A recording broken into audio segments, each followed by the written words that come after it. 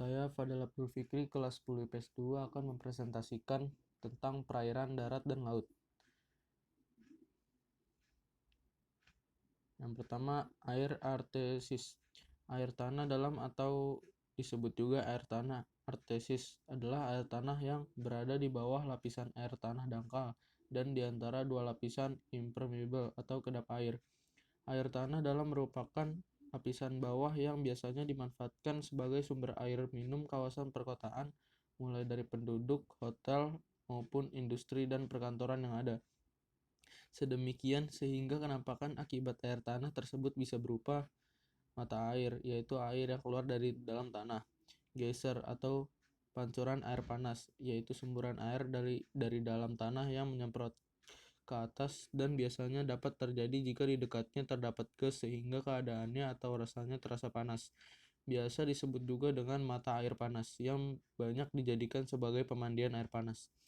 Air artosis yaitu suatu cekungan dan lapisan bebatuan yang bisa menahan air di bawah tanah sehingga akan berkumpul dan bisa dijadikan cadangan air.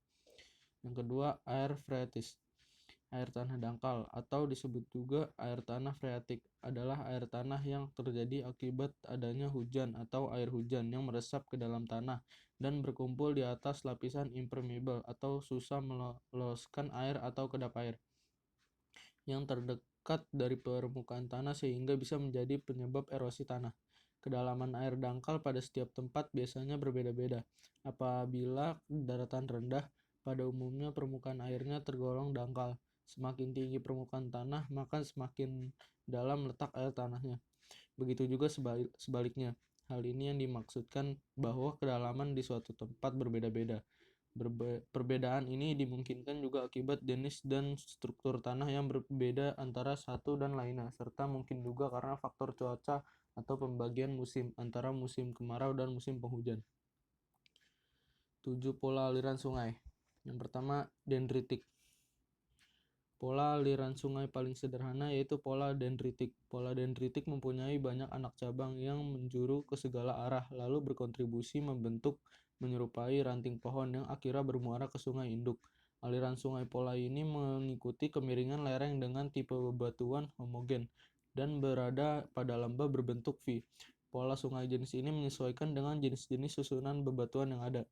Bentuk pola aliran sungai dendritik memiliki artikulasi sebagai panjang sungai persatuan wilayah. Hal ini dapat dikaitkan dengan adanya aliran sungai yang mengalir di atas bebatuan yang kurang resisten terhadap erosi lambat daun akan membentuk sungai yang rapat. Sementara ketika aliran sungai terjadi pada bebatuan yang resisten terhadap erosi, maka akan membentuk pola aliran sungai yang cenderung lebih renggang. Proses pembentukan aliran sungai ini dipengaruhi oleh pengaruh resisten bebatuan. Hal ini disebabkan oleh kecenderungan bebatuan yang resisten lebih mudah mengalami erosi sehingga membentuk aliran-aliran sungai. Yang kedua, trellis.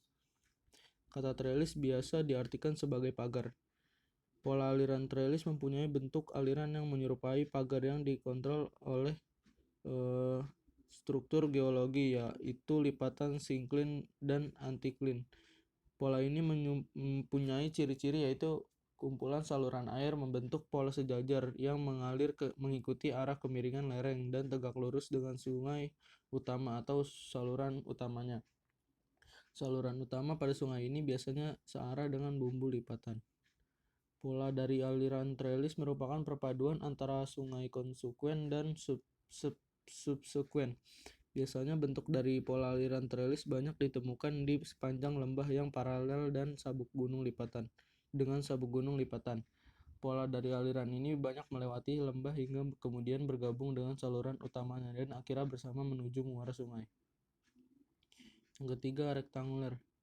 Aliran rektanguler memiliki pola aliran yang dipengaruhi dan dikontrol oleh struktur geologi seperti struktur rekahan dan patahan. Biasanya bentuk pola sungai ini terjadi pada daerah bebatuan dengan struktur batuan beku. Pola ini mempunyai ciri bentuk yang lurus mengikuti daerah patahan dan mempunyai bentuk sungai yang tegak lurus dan merupakan kumpulan dari saluran sungai yang mengikuti pola struktur geologi bebatuan tersebut.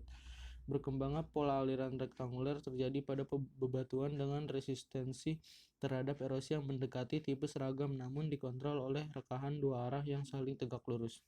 Percabangan dari aliran sungai ini umumnya berbentuk tumpul dengan sungai utama atau sungai induknya. Yang keempat, radial sentrifugal. Pola aliran radial sentrifugal adalah pola aliran sungai yang arah alirannya menyebar secara sentrifugal dari suatu titik ketinggian, seperti puncak gunung api atau bukit intrusi. Bertenggelam kubah atau domes dan lakolit juga menghasilkan pola aliran radial. Yang kelima, radial sentripetal. Aliran radial sentripetal mempunyai pola aliran percabangan anak sungai ke segala arah yang berpusat pada satu mata air. Bentuk dari pola radial sentripetal hampir menyerupai pola aliran radial. Jika pola radial merupakan percabangan anak sungai yang berasal dari satu mata air atau induk sungai, pola radial sentripetal sebaliknya, yaitu sebaran anak sungai yang berkumpul pada satu induk sungai. Aliran sungai dari berbagai macam mata air berpusat menuju satu mata air. Pola aliran radial sentripetal menyerupai sebaran anak sungai yang mengalir menuju satu titik seperti sebuah cekungan besar. Yang keenam, pinet.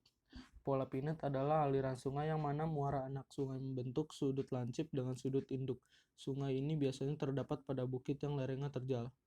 Yang ketujuh, anular. Pola aliran anular adalah pola aliran sungai yang arah alirannya menyebar secara radial dari suatu titik ketinggian tertentu dan ke arah hilir aliran kembali bersatu. Pola aliran anular biasanya dijumpai pada morfologi kubah atau intrusi lokolit. Lalu ada zona laut berdasarkan kedalamannya. Zona laut berdasarkan kedalamannya terdiri dari zona litoral, zona neritik, zona batial, dan zona abisal. Yang pertama, zona litoral adalah daerah di antara garis pasang dan garis surut air laut. Zona litoral terdapat di daerah yang pantainya landai. Yang kedua, zona neritik atau laut dangkal adalah zona laut dengan tingkat kedalaman sampai 200 meter. Ciri zona neritik yaitu sinar matahari masih menembus sampai dasar laut dan terdapat banyak organisme laut seperti ikan, tumbuhan laut, plankton, dan lainnya. Yang ketiga, zona batial adalah zona laut dengan kedalaman 200 sampai 1.500 meter. Ciri zona batial yaitu sinar matahari tidak ada lagi dan tumbuhan laut jumlahnya terbatas. Yang keempat, zona abisal adalah zona laut dengan kedalaman lebih dari 1.500 meter. Biasanya dijumpai dengan bentuk palung laut. Ciri zona abisal yaitu sinar matahari tidak ada lagi, suhu sangat rendah, dan tidak ditemukan tumbuhan laut serta jumlah binatang sangat terbatas. Contoh, palung laut Banda 7.440 meter dan palung Mariana 10.984 meter. Terima kasih.